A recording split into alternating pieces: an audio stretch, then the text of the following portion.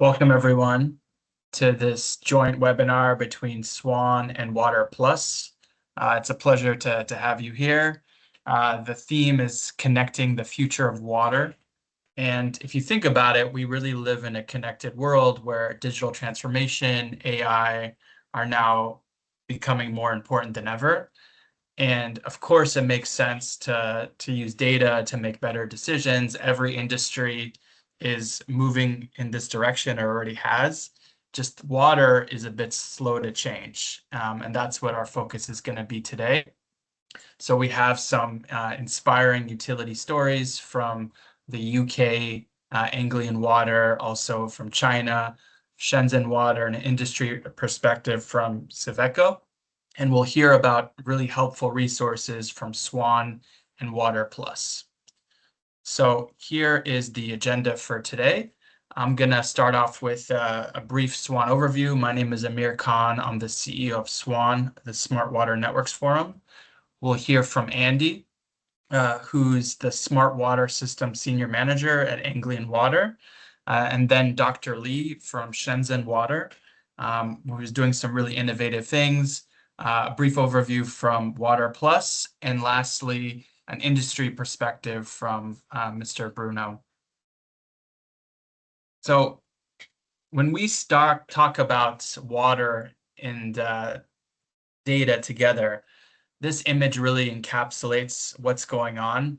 It shows a data tsunami in the number and types of sensors that are out there, the frequency data is collected. It really becomes overwhelming, especially for water utilities, for questions where to begin, who to partner with, how do they really show the ROI. And I think it's important in the beginning to define what we mean by digital transformation. And this is a definition I really like because it shows that it's not just about the technology. So it says digital transformation is the integration of digital technology into all areas of the business, fundamentally changing how you operate and deliver value to customers. It's also a culture change that requires organizations to continually challenge the status quo, experiment, and get comfortable with failure. And these last things, challenging the status quo, experimenting, failure, are not things that utilities usually like, but they're really essential.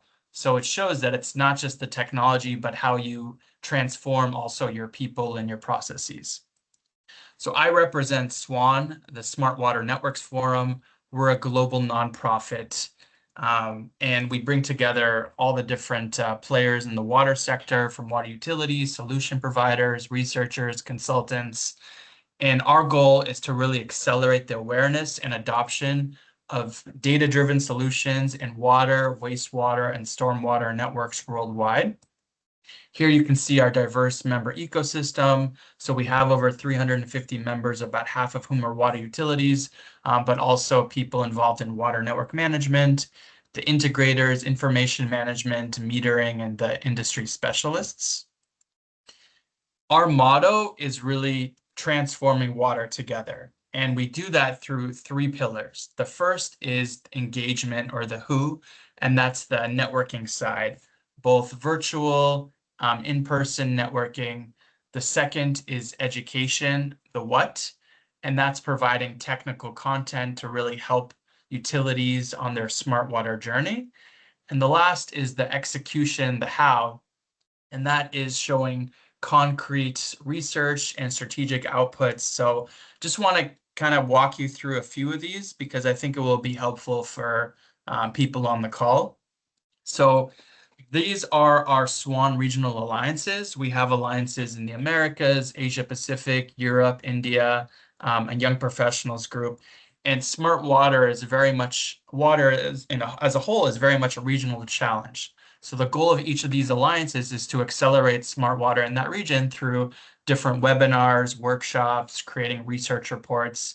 We also have different communities of practice on topics like adaptive data management. How do you build your data foundation, AI, digital twin, energy efficiency, smart metering, just for startups and young professionals.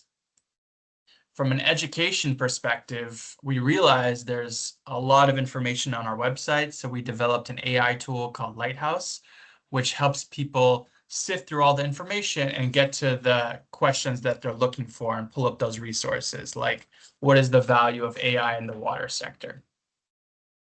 And here's an example of that. We have a knowledge hub, and within it, different case studies that are all utility based. So you can see what was the utility challenge, the solution results, and filter by your region, subjects, or solutions of interest. And from the execution side, here are some examples of collaborative research reports we've done, from climate resilience to enhancing IT/OT convergence. And recently, we launched a smart metering playbook, which really provides a practical guide in terms of a utility survey, use cases, and that is open access for anyone to hold. And really relevant to this webinar, we partnered with WaterPlus on the data as a service playbook, and it's translated fully into Chinese. And one of our goals is to really expand in China. And if you aren't familiar with data as a service, it's an innovative business model which helps utilities move from owning and managing equipment themselves to shifting those risks to a technology provider and just paying for the outcomes that they're looking for. Some upcoming events we have are our flagship annual conference taking place June 2nd to 4th in Tampa. This is really the leading smart water event. It's going to focus on adapting your digital journey, and really hope, I know it's right around the corner, but if people can attend, it's a great opportunity to network. We have over 180 organizations, 58 utilities. Taking place in Singapore, we're leading a SWAN APAC workshop on June 18th at Singapore International Water Week, and this one will focus on transforming water for shared progress. It'll be a full day event, and this is a kind of a call to action. If you're not involved with SWAN, there's great opportunities in terms of showcasing your thought leadership, networking with different global utilities and these different groups that I mentioned, and really helping to accelerate the water sector. And lastly, moving to that definition I gave about digital transformation, I've been in the industry now for 13 years, and really there's no lack of innovation. You could say it's bursting with technology. The challenge is, how do you introduce innovative business models to support the adoption of those technologies? So we still are kind of at this early adopter phase. Most utilities are not using big data solutions, but I really believe we're at this tipping point that we're close to moving to the late majority and early majority of water users. And really, it comes down to, how do you simplify the value? How do you help utilities build their data foundation, show the ROI? And with that, I want to pass it on to our next speaker, Andy Smith from Anglian Water. Welcome, Andy. Thanks, Amir. Just share my screen with everybody. Hello, everybody. I'm Andy Smith. I'm the Smart Water Systems Senior Manager at Anglian Water. I have over 40 years now in the water sector in a variety of roles. And today I'm going to talk to you about how I and our organisation have leveraged SWAN in terms of our smart water journey. But first of all, let's just talk about Anglian Water a little bit. So we are the largest water and sewerage company in the UK. Our purpose is to bring environmental and social prosperity to the region that we serve through our commitment to love every drop. We operate over 39,000 kilometres of water main, 77,000 kilometres of sewers, and we serve 7 million people in the east of England. 88% of our customers have a meter, and we're significantly through our programme to fit smart meters to all our domestic customers. But living in the east of England, we're actually quite vulnerable to a number of challenges, and this is climate change is really impacting our infrastructure as we speak. We are the driest region in the UK. We experience about 600 millimetres of rainfall each year. We also are the lowest lying region. Therefore, we have to use a lot of pumps, and which obviously requires energy to move water around our region. And as you can see, 28% of our region is below sea level. So we actually experience or are at the risk of sort of severe flooding as well. We're also the fastest growing region outside of London. And we're expected to have an additional 1 million homes built in the next 25 years. The other problem we have is that we are being constrained in terms of the water we can abstract from the environment. So our licenses are consistently under pressure. So water saving is absolutely paramount to our organisation going forward. So if we start to think about our smart water journey, Anglian Water, I'd quickly like to show you SWAN's circular framework as a reminder that digital transformation is not only about data-driven technologies, but it's an iterative journey that involves people and processes that drive value creation for your organisation. It helps ensure that smart water projects are sustainably embraced within the organisation. This model is used globally as a framework, highlighting that digital transformation is an ongoing journey, not a destination. And the circular model actually starts with the strategic driver. So this is absolutely crucial in terms of understanding what the driver is, and then moves through the layers in terms of the physical assets to data collection, how you manage that data, how you analyze that data to deliver a specific outcome. Value is created when taking into account that people, processes, and technology across each of those stages need to work together. So I'd like to briefly introduce the original SWAN layers. And we found these very useful in Anglian Water as part of our journey. And our journey's been around 14 years with SWAN now. And these were created by the Smart Water Network Forum to explain the component parts of a smart water network. So traditionally, the 5 layers, Anglian Water actually took it further at the time to include the decisions that we make and our business goals or objectives. And this was really important in terms of those additions to show not only how we do what we need to do, but the why. We rely on the SWAN layers heavily to guide our thinking as a team, but now also across the organisation, which I'll cover a little bit later. And this is to ensure we know how our work fits in to our overall strategic direction and how it ultimately contributes towards our business objectives. The layers provide a useful framework for explaining our work to key stakeholders across the business. And as you can see, we've taken those layers and actually we've mapped them right the way from abstraction, right the way through to our customer journey as well. And we've actually plotted everything on those layers right the way through there. So to understand how our smart solutions interact with our business processes, but ultimately deliver a business goal. And I'll come on to some more detail around that as well.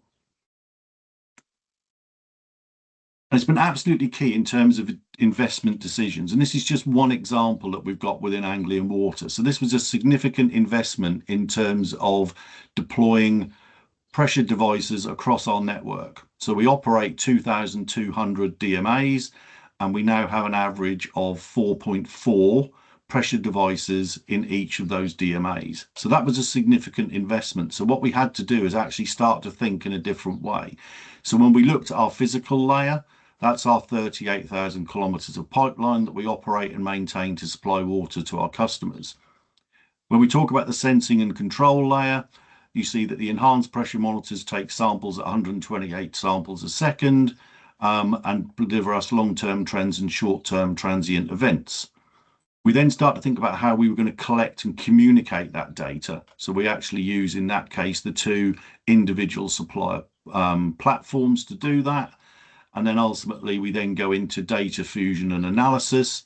And recently, we've now streamed all of that data into our data core, which is our central data function, which I'll come on to a little bit later. We then use that in terms of data management and display in 2 different platforms within Anglian Water. So we have a KTM platform and an ignition platform. So we can view those datas based on personas. When we start to look at the business processes, this was absolutely key in terms of that investment decision. So we know these devices are absolutely crucial in terms of pressure management, how we calm our network, how we optimize and stabilize the pressures within our network. It's also about transient mitigation. And then when you start to think about that, it's also supporting our network modeling and optimization activities, and also how we manage events when things go wrong. And you can clearly see then that the business goals that these hit, the primary goals, are leakage in terms of NRW, interruptions to supply. So actually preventing sort of pressure surges in our network actually makes our network more resilient. And then also identifying the properties that we have of risk of persistent low pressure. All of these are metrics that our regulator in the UK actually measures us against. And if we don't perform against those objectives, there is penalties applied. So you can start to see how the SWAN layers start to influence the decisions that you make at a high level. And ultimately, the SWAN layers have helped us build our system architecture across our business, which enables us to increase the value of data and ultimately the value to the organization. So when we think about how the enterprise data that we've actually got, so when we started to think about what our data architecture looks like, what our data governance looks like, what is the definition of data required at particular asset types, how we master that data, how we have clear ownership, stewardship, and management of that data. And the example in the bottom of that left-hand picture is a water tower and all the data that we collect around that. We then started to think about how the SWAN layers actually form in terms of our operational technology. And you can clearly see there that actually we've turned the SWAN layers with data core at its hub in the middle drawing, and how the SWAN layers actually impact all of our operational technology. And one of the things we've managed to do is this is not just a technical function within water services. This is actually built into the way that our data colleagues and our IT support systems actually work. So you can see on the one on the right that we have the SWAN layers, we have our enterprise architecture, we've mapped our BIM layers to that as well, and all of these point to common outputs in terms of our business processes and how we ultimately achieve our business goals. So when we think about a smart water system, this is about having a cumulative dynamic view of system risk and performance. The SWAN model has been absolutely pivotal in our thinking to create that smart water system. A smart water system, from my perspective, must consider source to tap and system thinking solutions. It needs to balance multiple criteria in terms of cost, benefit, and multi-performance, KPI, ODI from our perspective, parameters. And it enables us to do the right thing and make sure that we stay true to our values within the organization and create value for the business and ultimately deliver against our purpose. So you can start to see how the SWAN model there, the circular model, has fit into our enterprise data and ultimately has enabled us to start to think about how we build digital twins within the organization. So the other part of, I have the pleasure of chairing the SWAN Utility Alliance, European Utility Alliance. And the Alliance was actually established in 2019 and consisted of 31 water and wastewater utilities from across Europe. And some of those are demonstrated on the screen. Since then, we've had 18 utility-only calls between 2019 and 2024, and 28 calls in total, where we've since widened the group to cover the wider supply chain.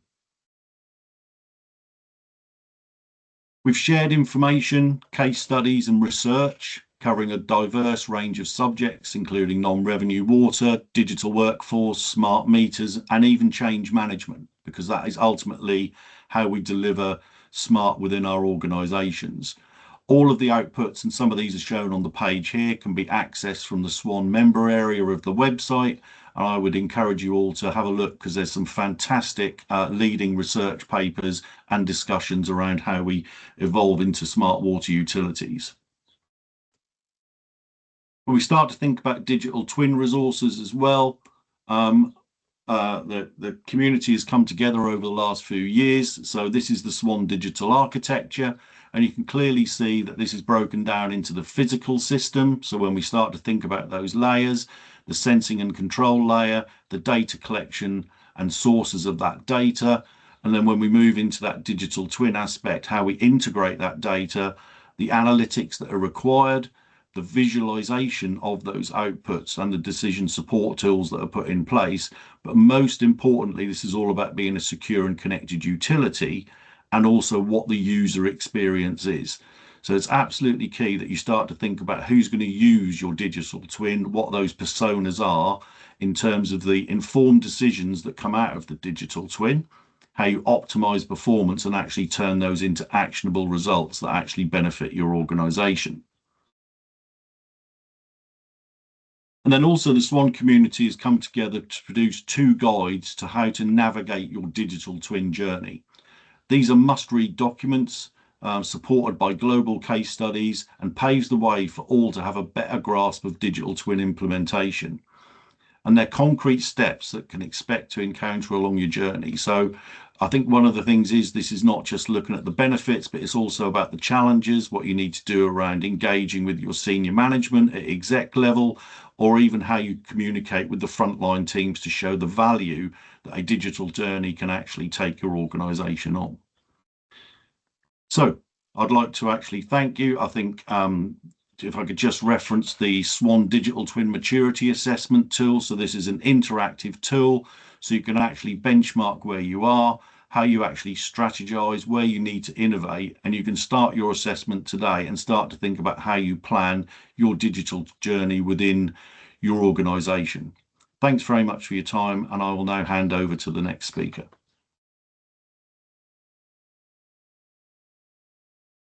Thanks, Andy. We'd like to welcome now Dr. Li from Shenzhen Water.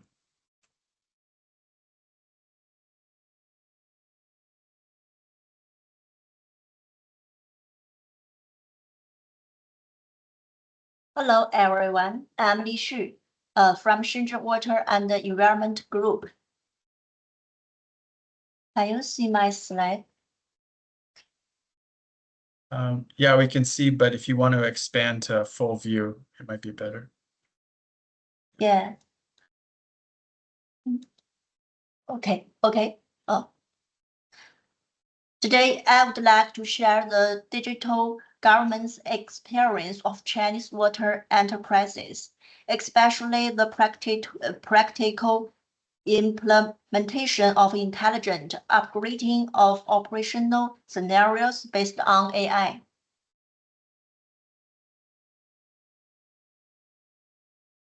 Okay. The global water utilities is facing new challenges. On the one hand, urban development places higher demands on the water resources, water security, and the water environment. But the resilience of water system remains insufficient. On another hand, water supply enterprises aspire for high-quality development, but their traditional business models remain inefficient.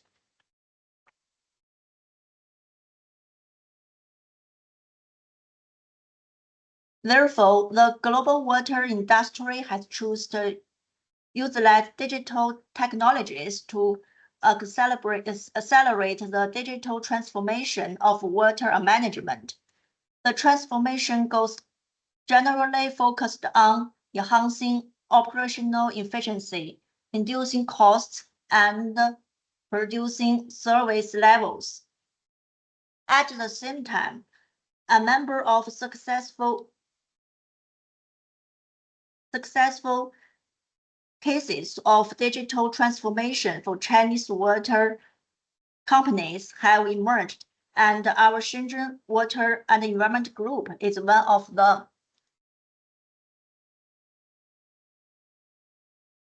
Okay. Based on solid foundation of information and digitalization, we see the new opportunities brought by artificial intelligence. We used AI technology to drive the re-engineering of water management scenarios, responsible strategies for artificial intelligence developed proposed by China and the United Nations actively embrace the benefits of the global water resources digital market by integrating IoT, big data, and AI, restructure the water supply value chain.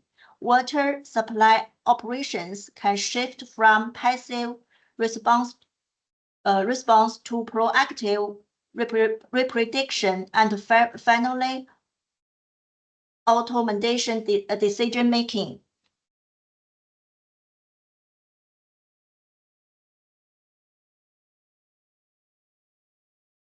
Relying the powerful data computing power algorithms and developed capabilities of deep water brain cloud, we propose SWAN-WaterPlus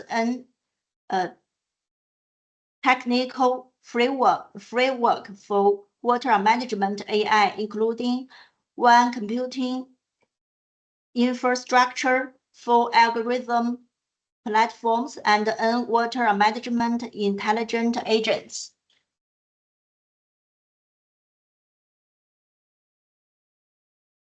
We deployed the local version of the DeepSeek RE series LLM model. At present, the group has independently developed 59 intelligent agents covering core scenarios such as plants and stations, pipelines, customer service, and management. The penetration rate of AI in case business operations has reached 80%.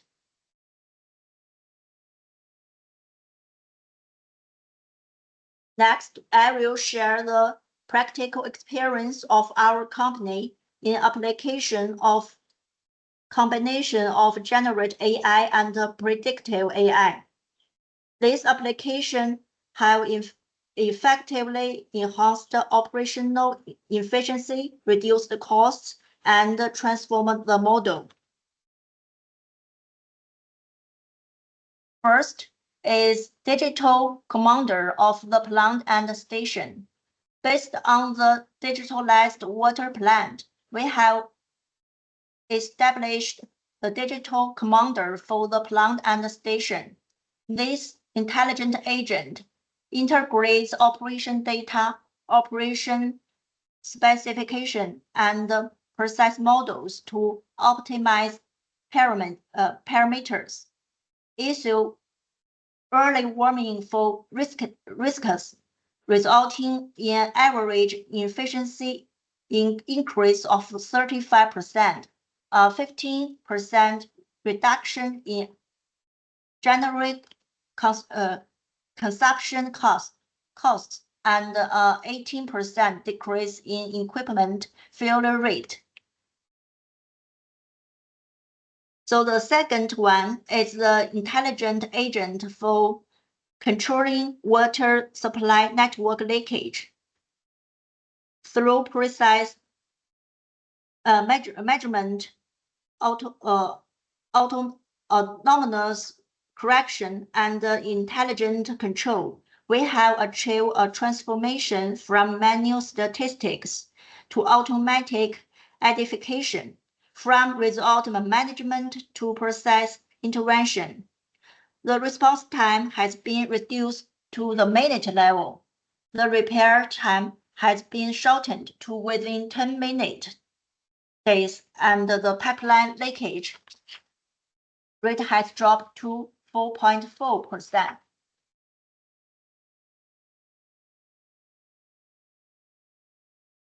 The third, we developed a household water steward AI agent.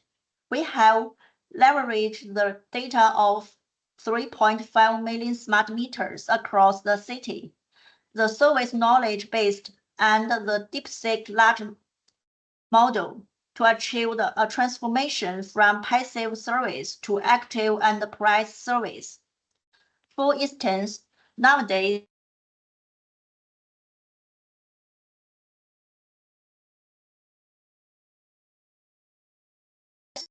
the risk of water leakage, proactively alert the users, and collaborate with our water management service team for on-site assistance.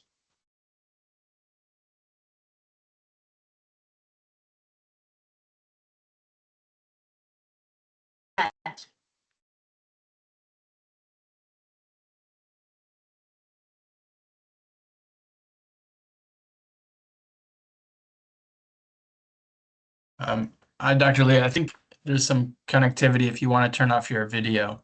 Service. Maybe just turn off your video would be better. What?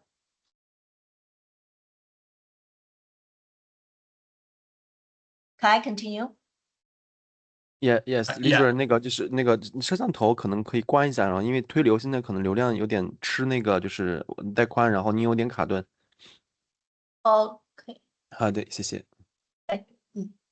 It drives the transformation of water service operations from manpower reliance to human-machine collaboration. On the premise of ensure for safety, it enables low-cost, high-quality, replicable, and large-scale operational management for the water industry. At the same time, AI helps us reshape our urban water services, which is now more proactive, precise, and customer-friendly. Ultimately, the goal of the creating a smart public utility organization will be achieved. Next, water management intelligent industry of China needs to expand its international presence. Through a platform such as SWAN, we can exchange technologies, share experience, and more importantly, work together with international counterparts to accelerate the transformation and upgrading of the water industry. Finally, deep water brain cloud can provide digital service for the entire water management scenarios. Please scan the QR code to learn more about us. Thank you for the time. Thank you, Dr. Lee, and really interesting insights. I remember the Shenzhen Water big brain, AI brain. So over to Jack. Okay, thank you, Amir. Thank you, Dr. Lee. Okay, let me share my screen. So here we are. Okay, today's sim is connecting the future. I think this is a very accurate way of describing exactly where the global smart water sector finds itself right now. Over the past decades, our sector has done an incredible job accumulating technology. We have deployed sensors, smart meters, SCADA systems, GIS platforms, hydraulic models, digital twins, and now AI tools, different types of smart water platforms. But I believe we have now reached a pivotal moment. The core question is no longer whether we have enough technology. In many cases, we already have a lot of technology. The real question is, can all this technology support better, more reliable utility decisions? Can they help a utility reduce risk? Or can they improve operational efficiency? Or can they support regulatory compliance? Can they help decision makers allocate capital more wisely? And can they turn data into action? How do we connect China's smart water sector with the global digital water ecosystem? How do we connect local experience with an international trust? And how do we move from isolated introductions to structured long-term collaboration? This is the start point of my sharing today, the water voyage, or in Chinese, 水无之桥. Okay, so let me start with the fundamental why. The main message I want to share today is simple. The water sector does not need more isolated technology. It needs better connections. Many utilities around the world already have digital tools, and they have sensors in the field, smart meters collecting data, platforms, dashboards, models, and sometimes AI applications. But when we look closely, we often find the same problem. Technology exists, but it is not always connected to the real decision-making. There are still platform silos, fragmented data sets, unconnected digital twins, dashboards that show information but do not change operational behavior. The bottleneck is not only technical, it is operational, organizational, and strategic. A dashboard on the screen does not automatically create a better decision. A sensor in a pipe will not reduce leakage alone. A digital twins does not improve capital planning all at once, and AI models does not improve capital, does not create trust among operators. So digital value only materialized when data, systems, and people, workflows, and governance are connected. So I can ask a simple question. A utility may have pressure data, flow data, or asset data, but who owns this data? Who validates it, and who decides which data is reliable enough to support a maintenance decision? Who turns a pattern into an investment priority? Without this connection, digital systems may be useful for display, but weak for management. This is why I believe the next phase of smart water is not only digitalization, it is decision-oriented digitalization. The next constraint we face is not device availability. The real constraint is whether our data, our evidence, or pilot findings, or ecosystems can support real utility decisions. Connection is now a strategic capability. The true scarce capability in our sector today is the ability to translate a piece of technology into clear evidence, measurable risk reduction, operational value, and governance value. That is why building a bridge really matters. So when Chinese utilities solution providers step onto the international stage, we often see three major gaps. Dividing local practice from global adoption. The challenge is not simply whether a solution works. The challenge is whether its value can be understood, trusted, or adapted in another market. The first is the language gap. I'm not saying translating Chinese into English. I mean the translation from product language into utility value language, more often financial language. Many solution providers are very good at explaining system modules, technical functions, hardware parameters, communication protocols, or platform architecture. But utilities do not buy system modules. They do not buy function in isolation. They buy risk reduction, compliance support, TCO improvement. They buy better operational visibility and more reliable decision-making. For example, a utility may say we have leakage analysis, DMA monitoring, pressure management, AI prediction. That may sound impressive, but they may still ask how much water I can save. How will this change my field operation workflow? Can it reduce compliance or service interruptions? Can it support regulatory reporting? So the same capability must be expressed differently depending on the audience. Engineers might care about accuracy, architecture, and data flow. Utility management may care about risk, cost, compliance, and capital planning. Regulators may care about accountability and evidence. This is the real language gap we're talking about. The second barrier is the trust gap. So water is, by nature, a risk-sensitive and conservative sector. We cannot blame utilities for being cautious. Water utility operation critical infrastructure. The decision affect public health, urban safety, and environment quality. So innovation in this sector must be supported by evidence.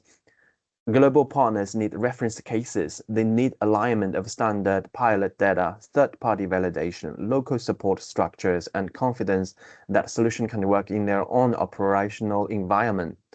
For international markets, trust is not built by simply saying we have many successful projects in China. This is only the beginning. The real question is whether those projects can be explained in a way that international partners can audit and compare what was the baseline, what was improved, and what was the operating condition, what data was used, what was the result after deployment, what can be verified, and what can be repeated. This is why evidence building is so important.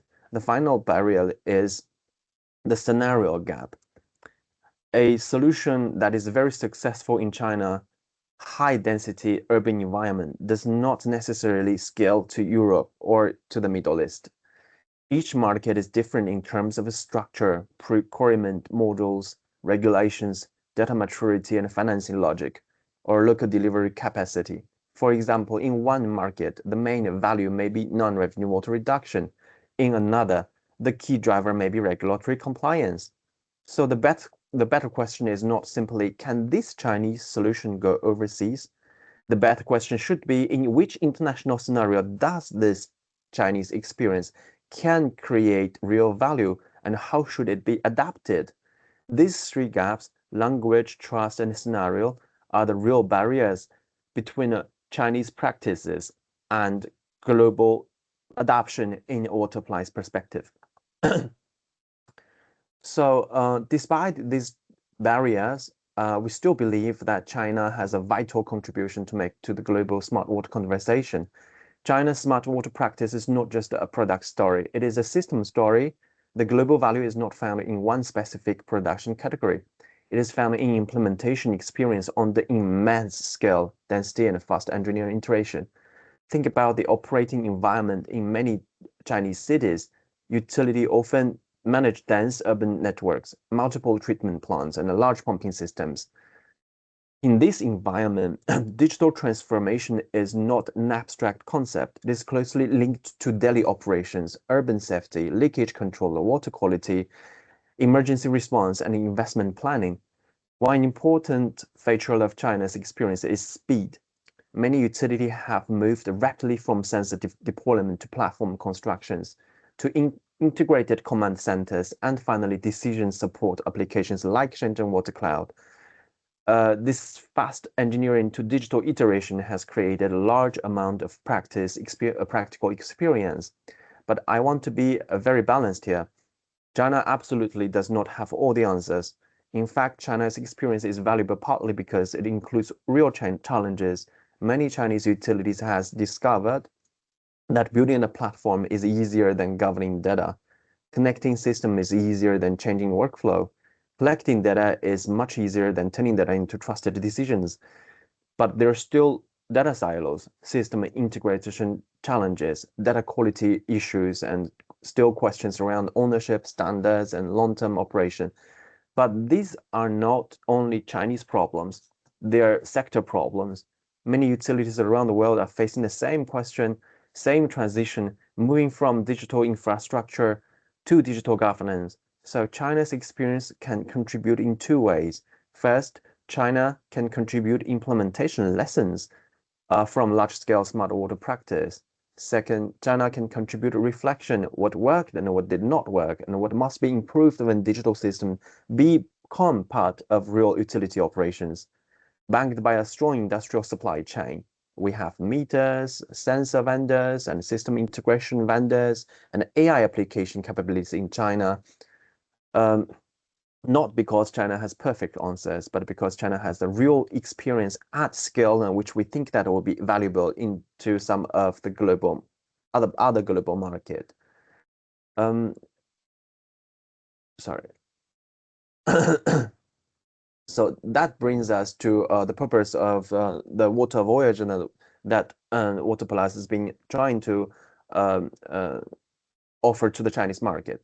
Let me be clear, Water Voyage is a bridge mechanism, not a product pitch. It is not designed to simply promote Chinese products overseas. It is designed to help Chinese utilities and solution providers and global partners move from fragmented introductions toward a structured cooperation. We summarize Water Voyage into 4 core actions: translate, validate, connect, and co-create. First is translate. This means that shifting the conversation from technical function to utility decision value. Instead of only saying this is what the system can do, we ask which utility does it improve? Which operational risk does it reduce? Which workflow does it change, and which compliance does it need support? Which performance indicator can it improve? So how technical capability become utility value is what we do. Second is validation. We need to take domestic use cases and turn them into auditable global evidence. Not every Chinese case is immediately ready for international discussion. It may need clearer baseline, stronger outcome metrics, standard comparison, and pilot logic, and better explanation of operating context. So validation is not about making every company look perfect. It is about identifying where real strength is, where the gap is, and what type of international scenario is more suitable. The third is connect. We move from isolated contacts to trusted ecosystem entry. This is where SWAN is very important. SWAN provides a global professional network and a governance level conversation for smart water. WaterPlus hope to help Chinese organizations enter into this type of global conversation with better preparation, better narratives, and a stronger collaboration mindset. Connection should not be random, it should be structured. And finally, co-creation. We want meetings to become more than meetings.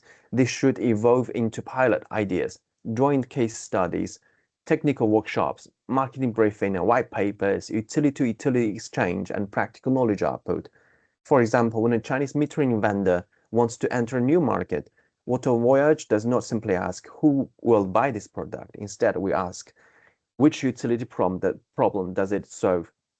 What evidence is needed? What standards may be barriers? Which ecosystem partners are required to make the solution credible locally? This is how we move from selling product to building a trusted use case. Our goal is simple: make collaboration understandable, credible, and actionable.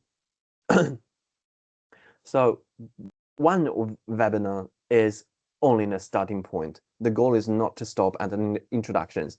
The goal is to create reusable knowledge, trusted evidence, and pilot-ready use cases. In practical terms, today's webinar, can become the first step in a long pathway.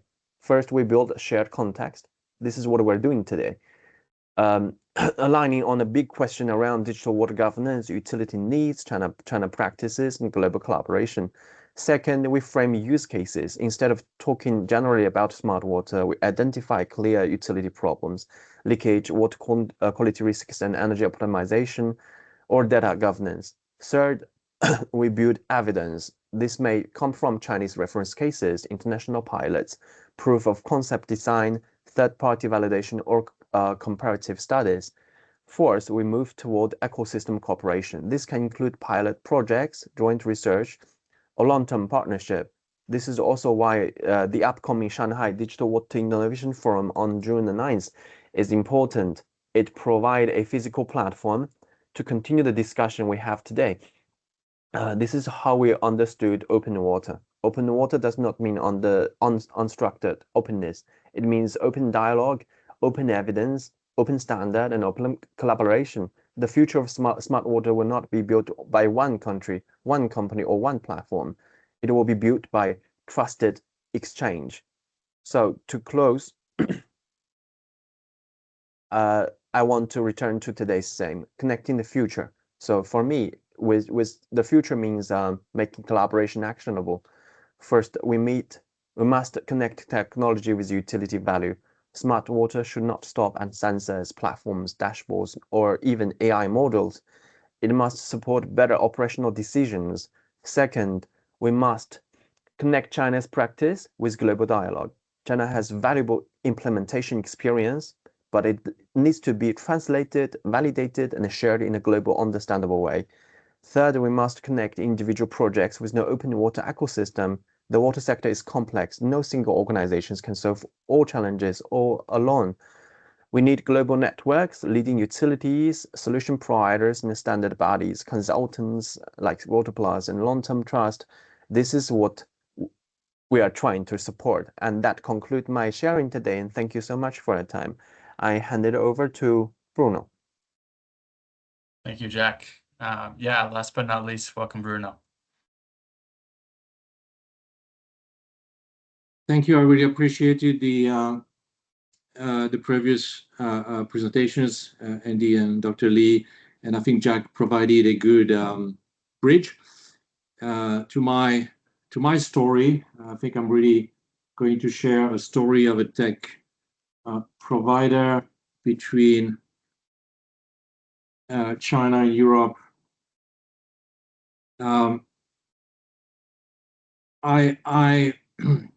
Yeah, so thanks for having me in this discussion in the final part. My name is Bruno. I'm French.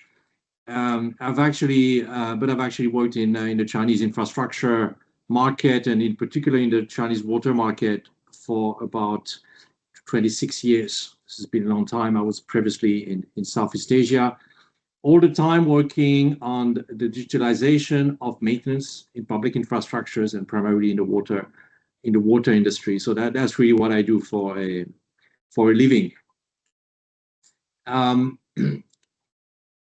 In 2004, I founded this company, Siveco China, and its subsidiaries, including a company named Bluebeat Technologies, with our R&D in Shanghai and a business in China, but also elsewhere, all over the world, actually.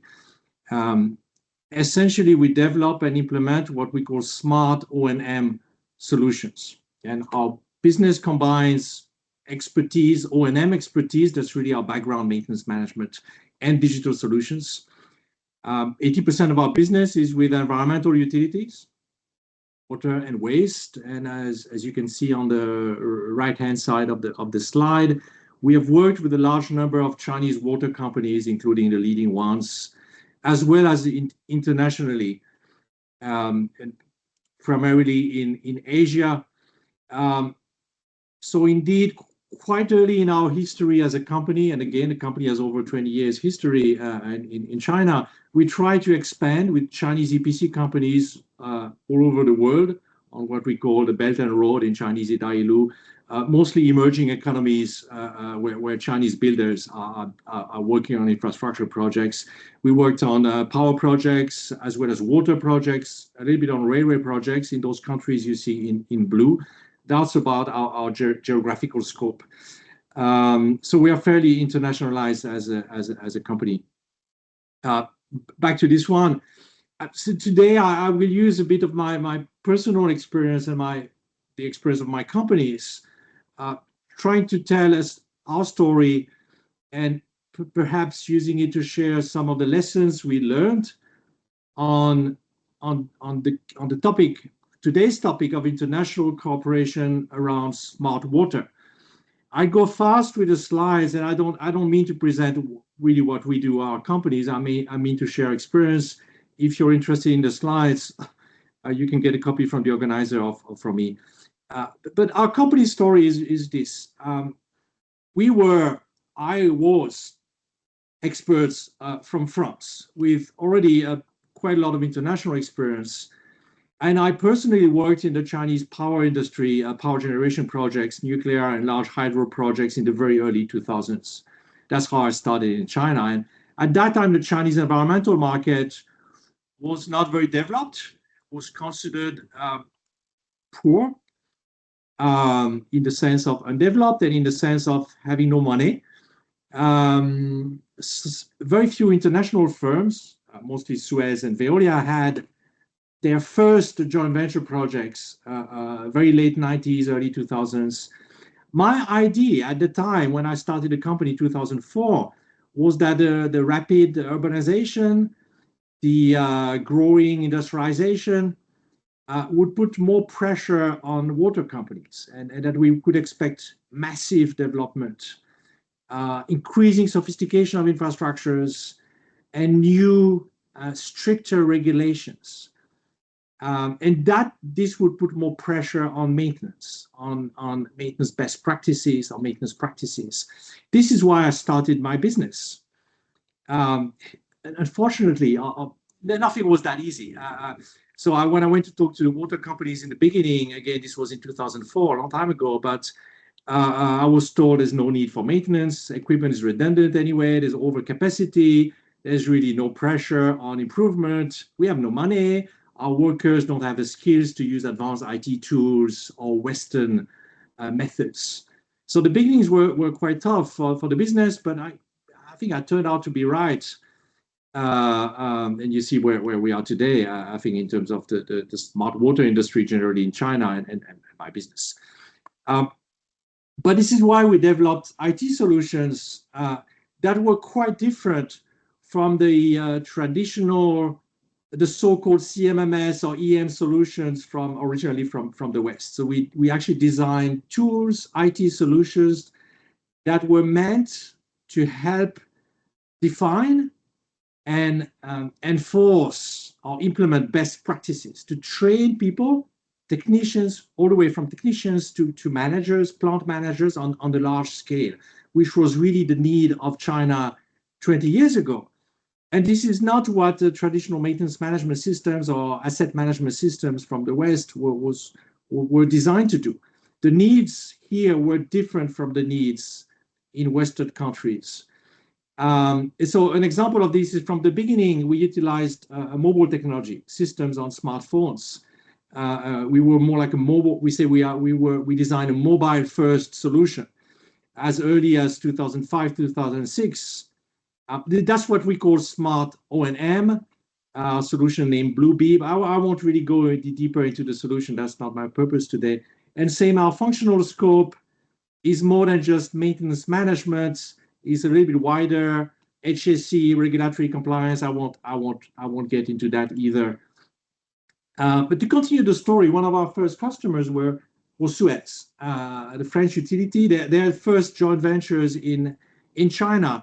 And for those of us in the room on the Chinese side, I think everyone in the industry knows Suez was one of the pioneers in the Chinese water market and actually brought a lot to the market. So we were lucky and to start working with Suez, that they selected us very early to be their partner for maintenance management, best practices, asset management, and the systems. It has been a very successful long-term partnership for us across many projects, many years, and more internationally with them today. It's two key principles that we developed for the Chinese market, in the Chinese market, and initially with Suez are shown here. First, the idea that to involve, when you talk about O&M, start as early as possible during the construction phase to help prepare the organization, prepare maintenance, hand over the technical documentation from construction to O&M, ensure maintenance readiness from day one. So we built our technology around this principle, our technology and our service offering. And of course, in China, over the last 20 years, thanks to the boom, the construction boom, we had the opportunity to practice this on a super large scale, which gave us incredible experience that now we utilize all over Asia, in the Middle East, in Africa, thanks to the experience we got here. And I think many Chinese suppliers, many Chinese utilities have had that super large scale and fast deployment experience. Number two is the idea of using the ISO 55000 asset management standard as a guideline for our system design and our implementation approach. And this is something we apply to all our projects, whether here in China, in Asia, and most of the world. It's not a matter of getting ISO 55000 certified, which I know is a concern, is a topic in the UK, for example. This is not really a topic here. This is more using this standard as a guideline, as a tool to prioritize what the system should do, to align systems, smart systems, IT systems, whatever you call them, smart water, to align systems with actual management needs. And some of you, some of the other speakers talked about this need, of course. Here, I want to show something to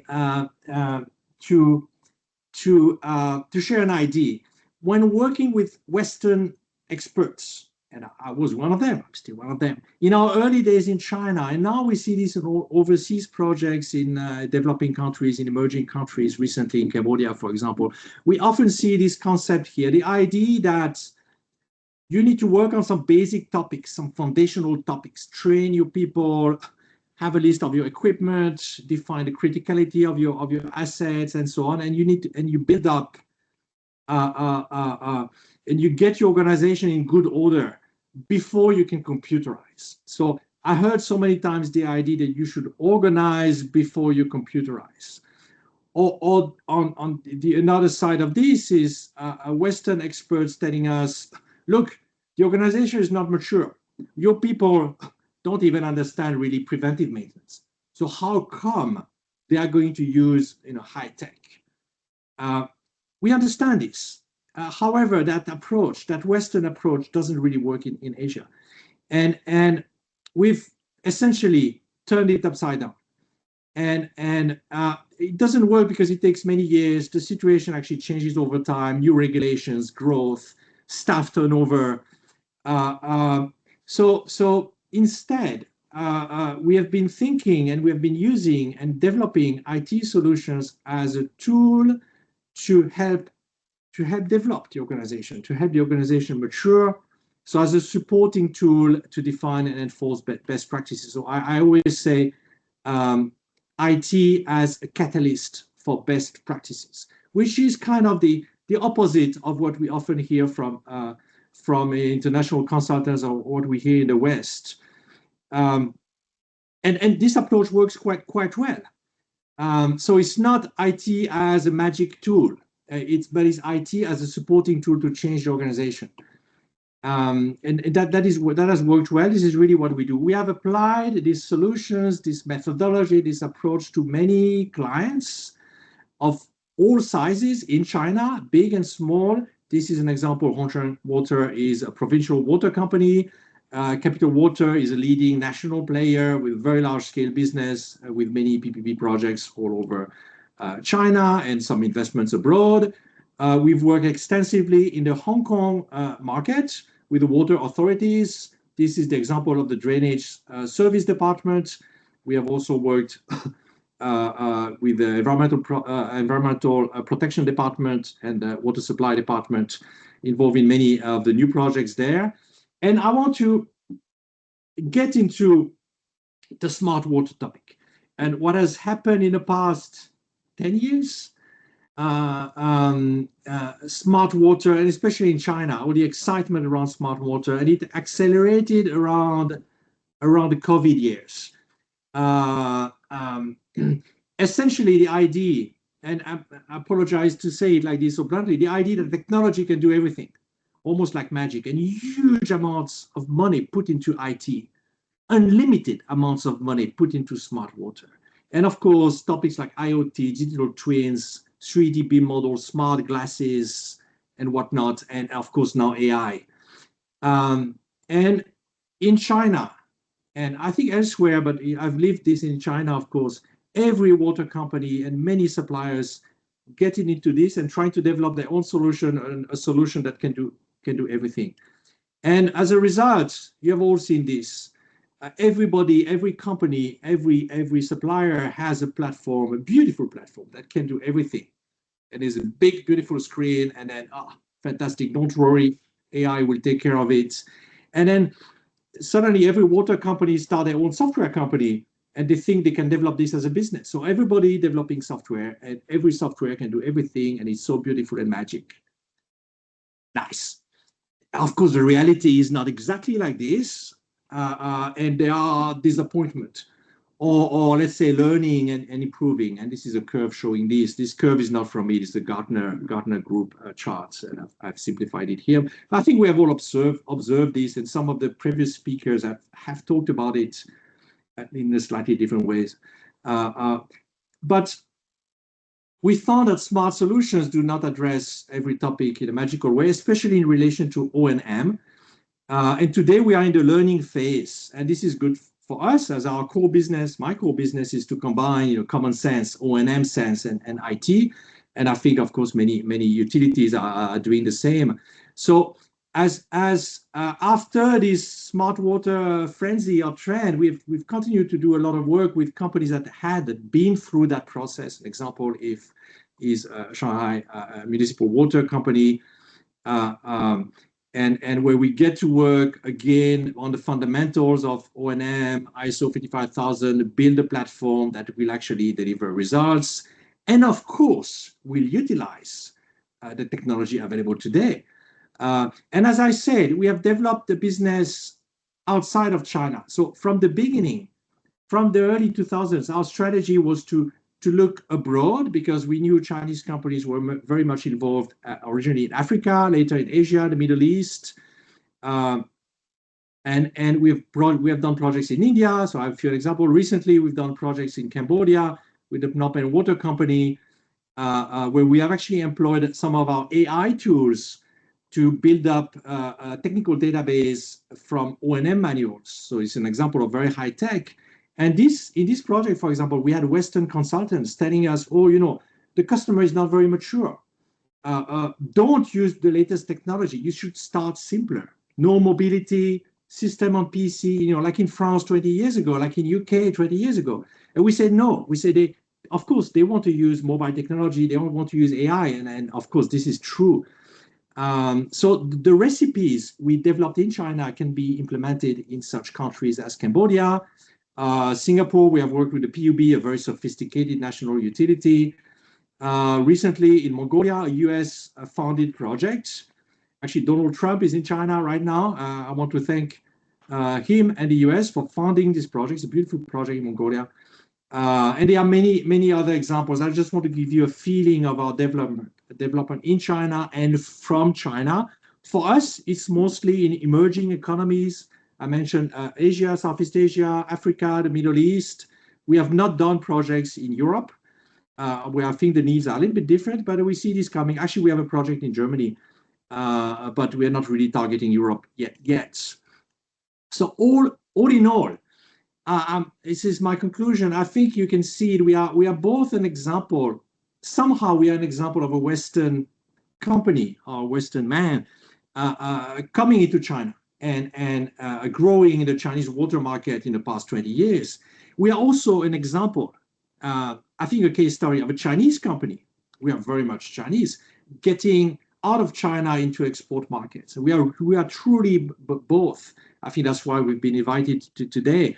So lessons, as I said, smart. Of course, smart is not only about technology, but other speakers have said it before, but probably better than me. For maintenance and operational maintenance, you need deep domain knowledge, O&M experience. It's not just IT magic. Some IoT vendors will say, AI will do everything. Magic? No, of course not. And you heard my comment about the Western practice, the Chinese practice, Western wisdom, Chinese wisdom. What works in the West might not work in China. Here, using IT as a catalyst, an enabler of best practices has worked very well. And now it's working very well in many projects we do in Africa, recently in Saudi Arabia, in Mongolia, and so on. And finally, I want to say, international cooperation is not new in our industry, in the water industry. It has always been true, and I mentioned the great history of Suez in China, a beautiful story of international cooperation. So this is continuing today, but the shape is changing. And as we all heard, as we all know, China now not just as a client, a market, not just as a builder of infrastructure, which it has been for a long time, but not just as a supplier of equipment, but now as a supplier of high tech. This is fairly new, and that's where we see demand. So there's really a good and a new relationship to build. We are very happy to be part of this international relationship. And to conclude, we need friends. We, all of us, my company need friends to work together. And I know in the room, there's a lot of different suppliers, Chinese suppliers, utilities. We all need to work together, clients, consultants, partners, EPCs, tech providers, and we can all help each other and deliver improvement in O&M. Somehow this is a call for partners through the networks, SWAN and SWAN-WaterPlus.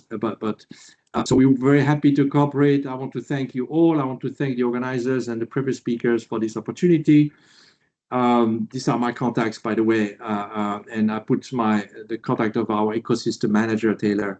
If you want to be in touch, we would be happy to share the slides as well. And again, happy to be in touch, happy to meet in some of the upcoming conferences face-to-face as well. Thank you very much. Yep. Thank you, Bruno, and to all of our speakers. I know we're over time. I just have two very quick questions. If you can keep your answers brief. One is for Andy. So what would be your advice for Chinese suppliers that are looking to work with UK utilities? So I think the key thing to understand is the problems that we actually face. So what are our challenges? Because there's lots of solutions out there, and if you can sort of like clearly articulate how your solution actually meets our challenges, that's a really fantastic place to start. So I think engagement to start with, understand our problems, do some research, and then we can start to have conversations. Yep. And I just flipping the question to our presenters from China, like Western companies looking to work in China, what brief advice would you have for them?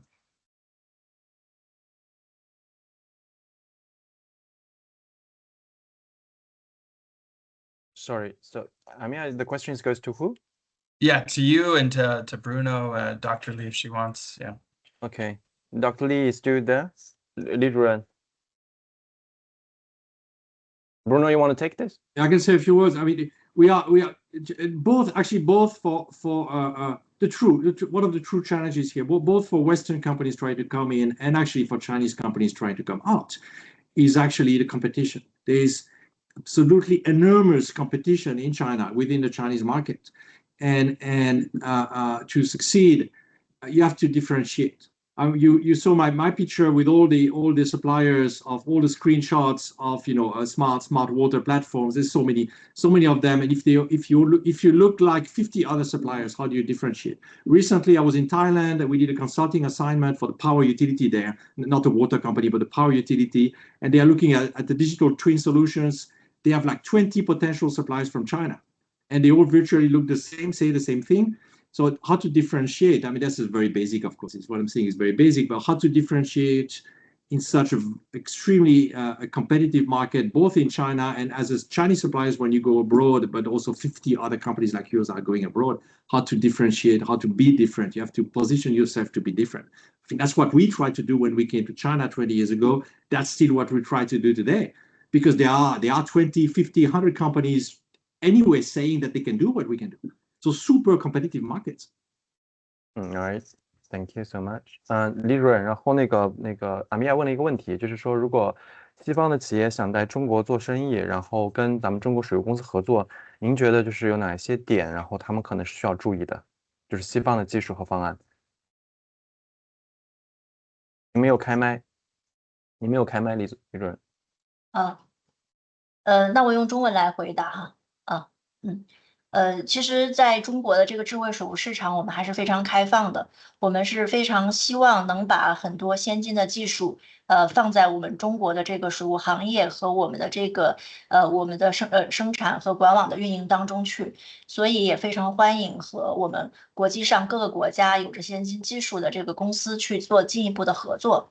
但的确呢，这个不同的这个国家呢，由于这个政策，然后还有标准。还有一些保密上面的一些要求是不一样的，所以如果要能很好的就是说进入中国的这个智慧水务的市场，或者说产生更好的合作，我觉得可以尝试，一个是技术方面的一些联合研发，当然是在安全、可靠和保密的这样的一些基础上，我们去做相应的研发，然后研发的这样的一些成果孵化出来的这个产品，我们可以知识产权共享，共同的去服务于我们全球我们各个地区的这样的一个智慧水务的市场，一个是技术方面的一个联合研发的一个合作模式。那关于持续的采购产品的，那就是另一个，如果是说有成熟的这样的一些sensing 啊，就是关于传感器啊，还有是说我们其他的一些产品软硬件的产品要进入中国市场的话，一个是我刚才提到的，在标准上面，还有我们的这个技术要求上面是符合目前我们行业的需求。除此以外的话，我觉得持续的一个服务，持续稳定的一个服务保障是非常重要的。